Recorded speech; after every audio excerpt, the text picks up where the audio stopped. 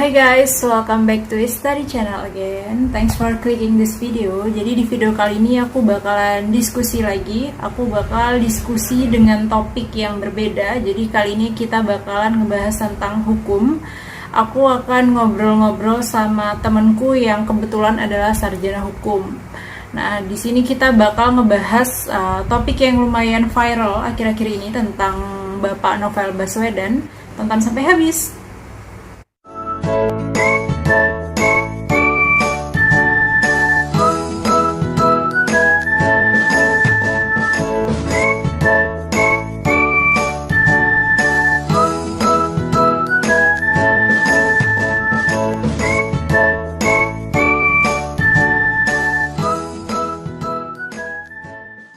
Kalian juga boleh komen apa pendapat kalian tentang kasus hukum dari Bapak Novel Baswedan ini.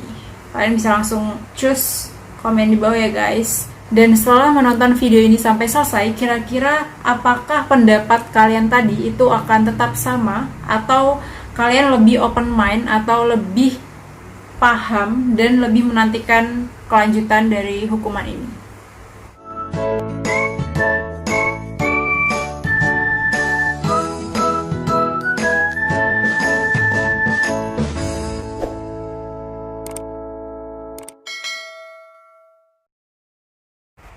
Boleh kenalin diri dulu deh. Oke, perkenalin Ruli, sarjana hukum. Lulusan dari mana? Universitas Mula Warman, lulus 2019 kemarin. Oke. Sekarang udah kerja atau gimana? Sekarang lagi kerja, sedang kerja. Kerja di perusahaan retail, one of the biggest retail company in Indonesia. Oke, hari ini kita bakalan menanggapi kasus yang lagi viral di media sosial tentang hukuman yang dijatuhkan pada terdakwa kasus Novel Baswedan. Nah, kalau menurut kamu nih, kamu sebagai sarjana hukum, pastikan kamu tahu lebih banyak ya tentang hukum. Apakah kasus ini itu terbilang normal atau seperti yang diberitakan di media sosial, kasus ini dianggap janggal karena mengingat penyelidikannya itu lumayan panjang ya, 3 tahun 2 bulan sampai akhirnya terdakwanya itu dijatuhi hukuman hanya 1 tahun. Kalau aku sebagai orang awam sih agak ngerasa kayak yakinkah, benerkah kayak gitu. Padahal kan kalau kita ngelihat korbannya itu sampai kehilangan indera penglihatannya itu permanen ya, cacat permanen. Ya. Kalau menurut kamu gimana? Kalau kita bicara masalah suatu kasus janggal atau enggak, itu kan berarti bagaimana caranya kita menempatkan diri, gimana caranya nilai cerita suatu kasus tersebut. Kayak ambil contoh kasus Novel Baswedan ini, kita mostly beranggapan kasus ini tuh nggak wajar karena yang diserang Novel pimpinan KPK. Novel dengan track recordnya yang lagi menyelidiki dan telah menyelesaikan berbagai kasus. Lalu kemudian kita memakai pendekatan historis tersebut untuk kemudian dimasukkan dalam cerita ini.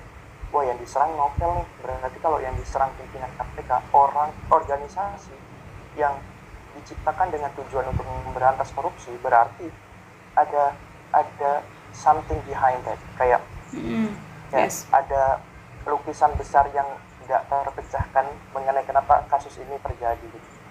Tapi kalau saya sebagai orang yang pendekatannya hukum, untuk membuat analisa cerita seperti hal tersebut, saya coba minimalisir. Jadi apakah kasus ini janggal atau tidak, dari segi cerita penyerangan seperti ini bisa terjadi kepada siapa saja. Tapi untuk alasan kenapa penyerangan tersebut dibuat, itu akan didapatkan dalam fakta persidangan nantinya. Dan yang untuk dipahami oleh publik terlebih dahulu, bahwa 1 tahun yang diajukan oleh jaksa tersebut itu bukan putusan, tapi itu masih sekedar gugatan. Bukan sekedar gugatan, maksudnya itu gugatan.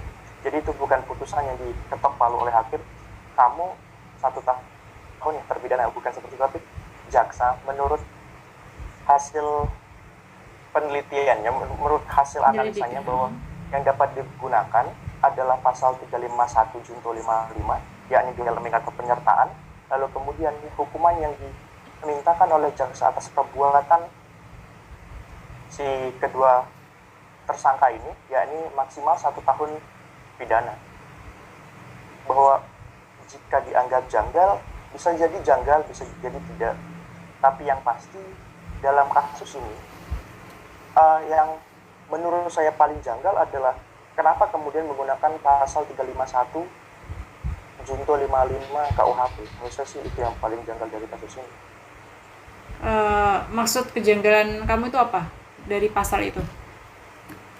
Karena kalau kita pakai pasal 351 ayat 2 KUHP, di situ menerangkan bahwa yang dilakukan adalah penganiayaan berat yang menyebabkan luka berat terhadap korban.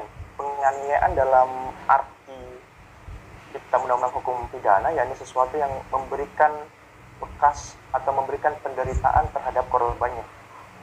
Yang menjadikan aneh menurut saya kenapa digunakan pasal tersebut adalah bahwa sebenarnya terdapat pada pasal 355, yakni penganiayaan berat dengan perencanaan terlebih dahulu, yang menurut saya sangat amat logis jika digunakan pada kasus ini, karena kita semua tahu dari fakta yang diuraikan oleh tim gabungan pencari fakta dan yang selalu diekspos oleh media bahwa penyerangan dilakukan dengan menggunakan air keras. Yang pasti manusia pada umumnya tidak jalan kemana-mana membawa air keras, yang berarti bahwa penyerangan tersebut dilakukan dengan sadar, dengan akal, melibatkan akal sehat, dengan menggunakan perencanaan. Maka yang paling masuk akal justru menggunakan pasal 355, yakni penganiayaan dengan melakukan perencanaan terlebih dahulu, ya, yang kemudian dapat dijatuhi hukuman maksimal selama 12 tahun. Menurut saya itu. Iya sih, itu juga kan yang sempat dibahas di sosial media. Tapi karena ternyata itu kan ada tuh sempat yang viral juga tuh pernyataan dari seorang jaksa waktu itu yang menyebutkan bahwa terdakwa ini dijatuhi hukuman 1 tahun penjara itu tuh karena dianggap tidak sengaja. Ya itu kan rame banget ya, sampai banyak meme-nya gitu juga.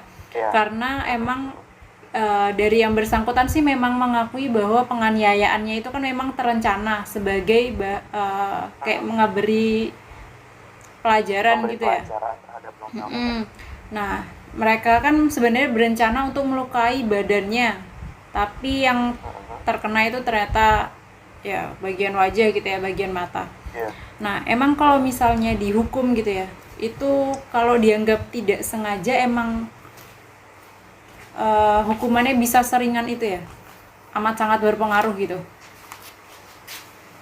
Sebenarnya sih ya, kalau menurut pendapat saya, kalau yang dia katakan tidak sengaja mengenai muka padahal yang dituju adalah badannya, padahal kan secara langsung bahkan si tersangka memberikan pengakuan bahwa apa yang dia lakukan adalah dengan suatu perencanaan, dengan melibatkan akal sehat, dengan adanya tenggang waktu pelaksanaan, lalu kemudian niatnya tersampaikan, pada akhirnya terjadilah apa yang dia kehendaki.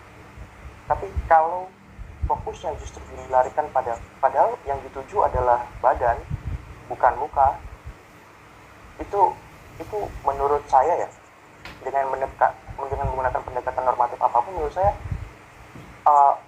bahwa tujuannya untuk membuat penganiayaan tidak dapat kemudian itu menghilangkan esensi dari rencana yang dia buat. Rencana yang dia buat untuk melakukan penganiayaan adalah suatu hal, tidak terlaksananya perencanaan tersebut sebagaimana yang dia inginkan adalah hal yang lain. Menurut saya seperti itu.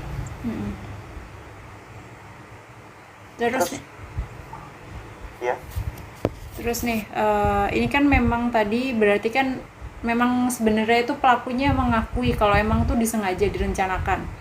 Nah, kalau ngebahas soal undang-undang, itu kan ada ya undang-undang yang mengatur tentang pembunuhan berencana. Ya. Nah, kalau untuk pasal pembunuhan berencana, sebenarnya penjelasan pembunuhan berencana itu yang dimaksud seperti apa? Nah, misalnya kayak si pelaku ini kan memang udah berencana melukai ya dengan air keras tadi. Kalau Iya. ternyata menimbulkan kematian, itu apakah bisa berubah jadi tuntutan pembunuhan berencana? Atau gimana jelasnya gitu? Kalau kita lihat konteks dari pembunuhan berencana kan diatur di pasal 340 Kitab Undang-Undang Hukum Pidana. Ini barang siapa dengan sengaja merampas nyawa orang lain dihukum maksimal sampai hukuman seumur hidup. Jadi kalau misal apa yang dia lakukan dengan tujuan melukai tapi kemudian menyebabkan kematian, itu kita bisa lihat lagi gimana fakta kejadiannya berlangsung. Kalau kita lihat hasil penyidikan dan hasil penelitian dari tim gabungan pencari fakta, bahwa yang pelaku gunakan adalah asam sulfat di mana tingkat pekatnya cukup rendah. Jadi kalau dianggap apakah kejadian ini untuk suatu pembunuhan, bisa jadi tidak mungkin. Memang bisa jadi memang kejadiannya ditujukan untuk melakukan penganiayaan terhadap si korban. Jadi kita harus lihat dulu bagaimana fakta yang sebenarnya terjadi.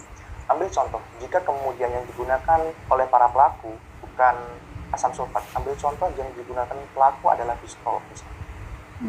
Misal si pelaku menggunakan pistol untuk melakukan penyerangan terhadap si Novel Baswedan, lalu kemudian ternyata yang dilakukan oleh pelaku dapat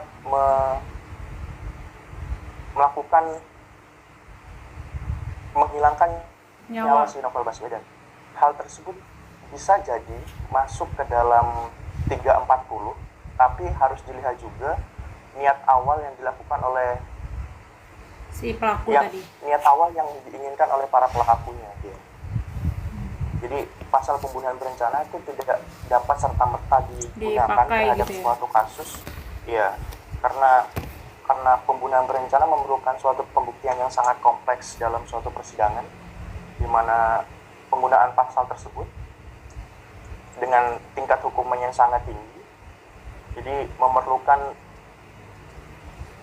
suatu diskursus hukum yang sangat dalam untuk terciptanya suatu pembuktian yang benar-benar jelas. Jadi nggak bisa serta-merta misalnya korbannya itu meninggal terus dianggap jadi pembunuhan berencana gitu ya? Nggak bisa. Jadi kita harus lihat dulu juga bagaimana terus juga ada nih itu berlangsung. Pernyataan yang bilang kan emang ini pelakunya ini 2 orang semuanya polisi ya, bener ya? Iya, mantan polisi aktif. Nah itu kan di situ disebutkan dengan pertimbangan bahwa kedua pelaku atau kedua terdakwa ini kan anggota Polri aktif yang memang selama ini itu nggak pernah melakukan pelanggaran apapun selama menjadi anggota Polri. Kemudian disebutkan juga bahwa mereka ini sudah meminta maaf dan juga sangat kooperatif dalam melakukan persidangan.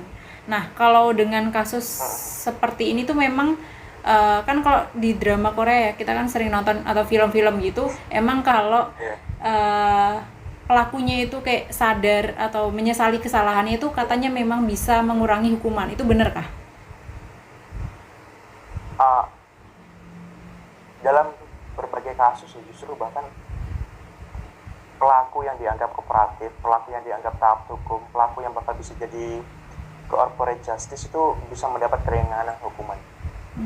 Jadi memang keringanan hukuman itu suatu hal normatif yang bisa diterapkan, yang bahkan yang harus diterapkan dalam suatu gugatan, karena banyak sekali pertimbangan yang harus tetap mengedepankan keadilan terhadap pelaku kejahatan, supaya tidak ada hak dari dia yang diambil secara serta-merta karena suatu perbuatan yang dia perbuat.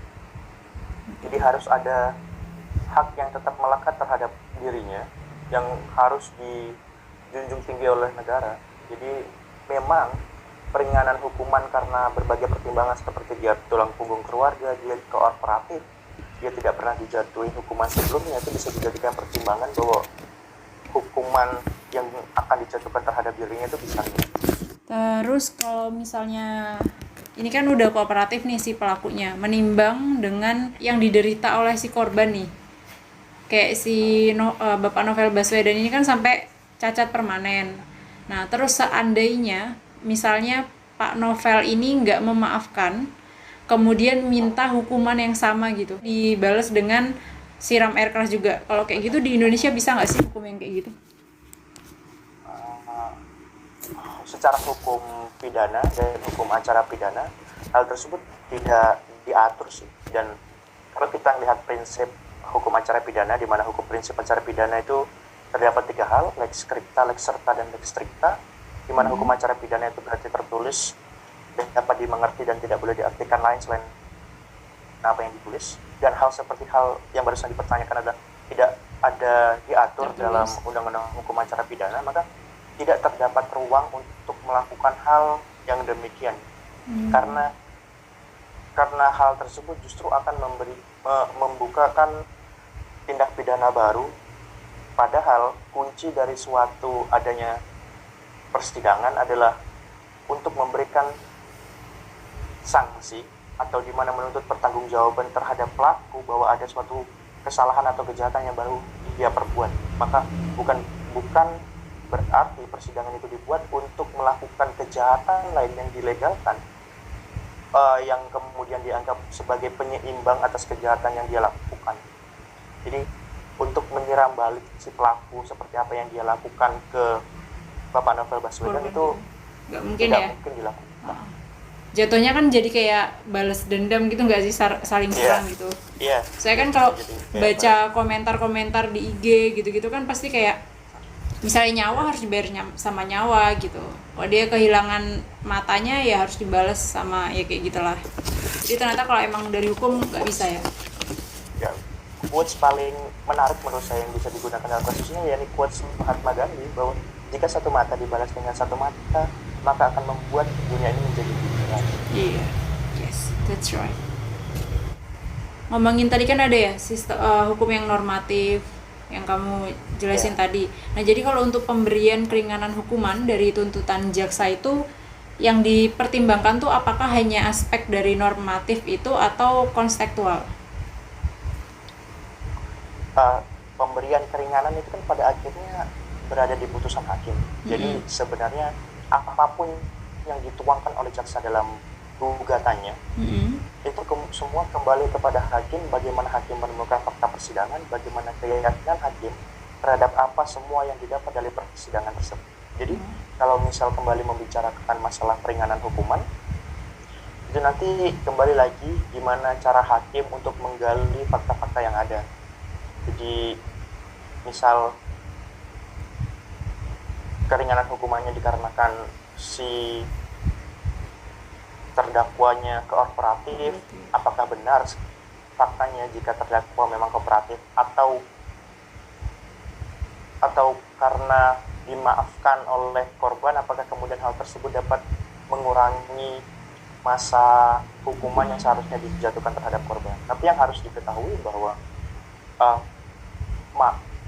pemaafan tidak kemudian tidak dapat menghilangkan suatu kesalahan. Jadi tidak dapat menghilangkan pertanggungjawaban hukum yang jatuh padanya. Jadi emang udah kalau misalnya sudah sampai ke persidangan itu artinya nggak bisa ya dicabut lagi gitu ya?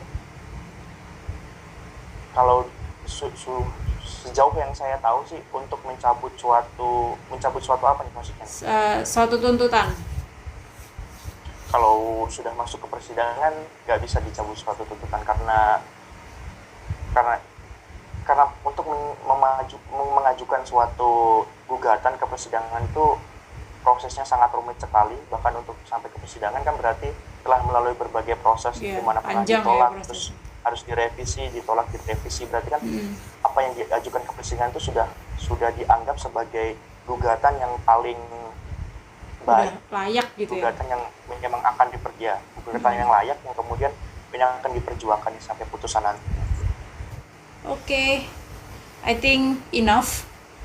Makasih ya atas penjelasannya. Sama-sama. Thank you so much. Oke guys, itu tadi diskusi kita tentang kasus Bapak Novel Baswedan. Semoga kasus ini dapat berjalan dengan lancar ya persidangannya, karena kan ternyata tadi prosesnya masih panjang. Jadi ini 1 tahun penjara itu masih tuntutan ya, masih gugatan, belum final. Jadi semoga hukuman yang didapatkan itu sesuai dengan hukum yang berlaku di Indonesia. Dan buat semua netizen, semoga kita semua lebih bisa tahan diri dulu ya, jangan terlalu terpancing kemudian mengirimkan komentar-komentar yang berisikan mungkin hujatan dan lain sebagainya. Sebaiknya kita tunggu dulu sampai putusan itu berakhir. Nantikan video-video berikutnya ya guys. Bye bye.